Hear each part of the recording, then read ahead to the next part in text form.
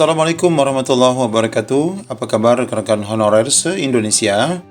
Pada video kali ini kami akan memberikan informasi penting terkait pendataan tentunya, yakni ada 21 poin yang mesti kita pahami sebelum nanti mengisi data dalam pendataan di aplikasi BKN terkait pendataan non-ASN tahun 2022. Apa saja 21 poin yang mesti kita pahami? Untuk info lengkapnya ikuti video ini sampai selesai. Namun kami ingatkan bagi rekan-rekan semua yang baru mampir di channel ini, pastikan meninggalkan jejak dengan menekan tombol subscribe dan nyalakan lonceng notifikasi. Baik Bapak Ibu, kita langsung saja pada informasi yang mesti kita ketahui. Ada 21 poin pada sistem aplikasi untuk pendataan non-ASN tahun 2022 yang sudah dirilis oleh BKN. Nah, kita ketahui di sini informasi pertama yang mesti kita ketahui, apa sih aplikasi pendataan tenaga non-ASN itu? Aplikasi yang digunakan untuk mendata pegawai non-ASN di lingkungan instansi pemerintah yang dibangun oleh BKN sesuai dengan surat PAN RB nomor sekian tanggal 22 Juli 2022. Lalu di sini ditambahkan yang perlu kita pahami siapa saja yang dimaksud dengan tenaga non-ASN itu. Yakni diantaranya adalah tenaga honorer K2, ini adalah guru yang terdaftar pada database nasional ataupun BKN, kemudian pegawai non-ASN yang telah bekerja pada instansi pemerintah. Nah, ini berarti semua ya.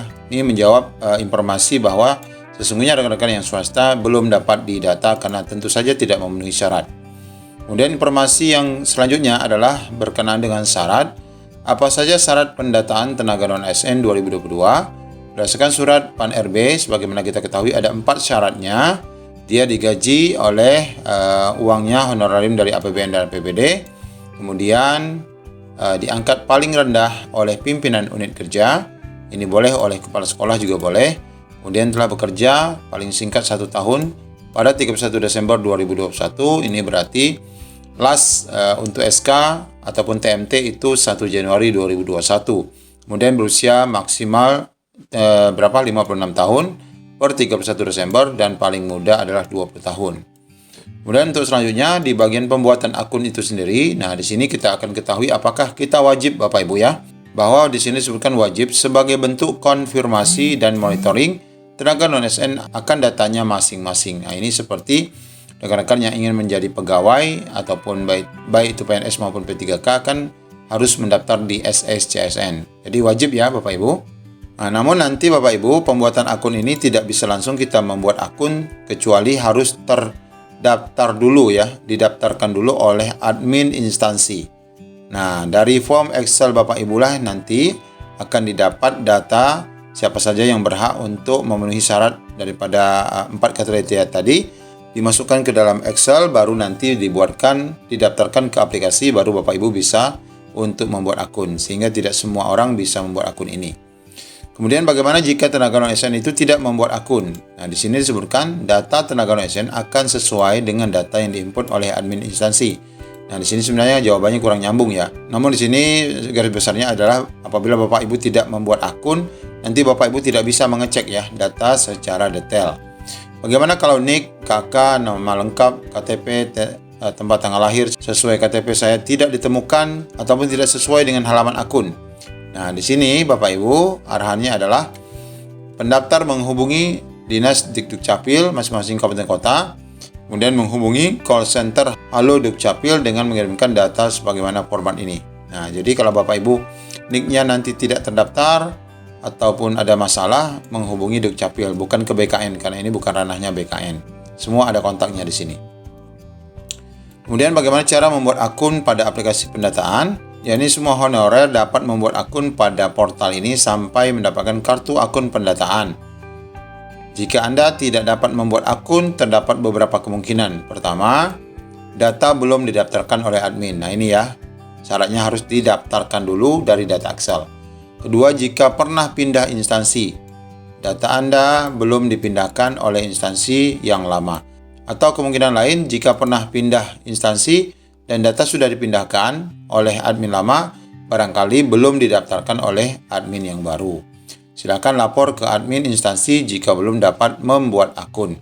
Lalu bagaimana jika ketika membuat akun terdapat kendala? Nah, kalau terdapat kendala, kita lihat dulu Perhatikan kembali data Anda seperti NIK, nomor KK, tanggal lahir, dan nama. Anda wajib menggunakan browser pengaya yakni Google Chrome dan Mozilla Firefox saja. Pastikan Anda telah didata dulu oleh admin. Sekali lagi ini ya. Kemudian bagaimana jika muncul informasi NIK sudah terdaftar ketika membuat akun? Ya, silakan akses halaman helpdesk BKN untuk mendapatkan informasi. Kemudian pilih menu NIK didaftarkan orang lain. Lengkapi form isian yang tersedia dan unggah dokumen pendukung yang membuktikan bahwa memang itu NIK kita.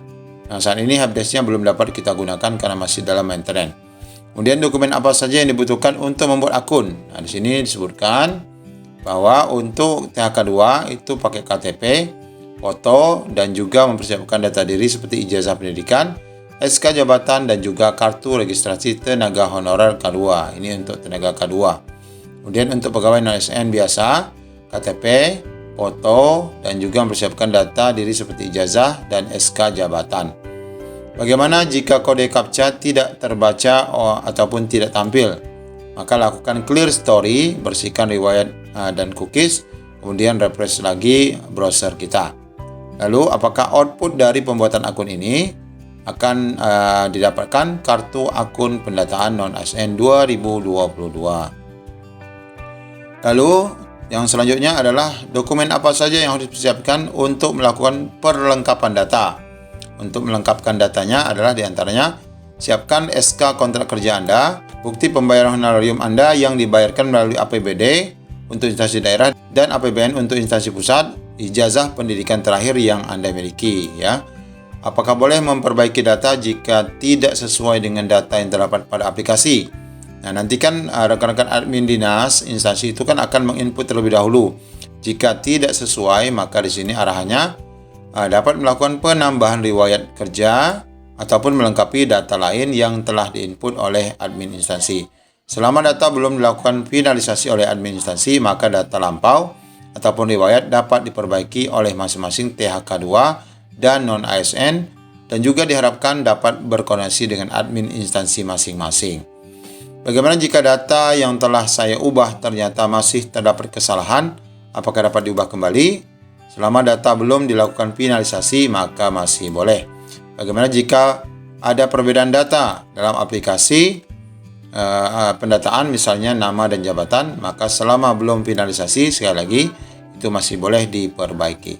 Kemudian untuk yang bagian terakhir, bagian login ada 5 poin. Yang terakhir adalah bagaimana jika saya tidak berhasil login dalam aplikasi? Pastikan user dan password Anda adalah sudah sesuai. Yang selanjutnya, bagaimana jika saya lupa user untuk login? Silakan menghubungi helpdesk. Lagi-lagi menghubungi helpdesk. Lalu bagaimana jika saya lupa password akun di aplikasi? Maka silakan akses halaman helpdesk juga. Kemudian pilih menu reset password dan lengkapi form isian yang tersedia.